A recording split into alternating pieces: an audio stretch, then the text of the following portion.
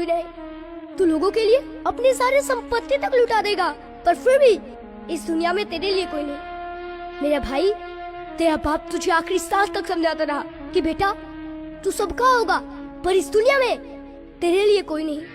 यार, आज भी कुछ नहीं बिगड़ा है, खुद के लिए जीना सीख। इस दुनिया में अपना हक पाने के लिए किसी से मांगना नहीं, छीनना पड़ता है, तभी ये दुनिया तेरी कदर करेगी। अगर तू चाहता है कि लोग तुझे समझे, तो पहले खुद के लिए सामने राज खड़ा कर, लोग खुद आएंगे तेरे पास।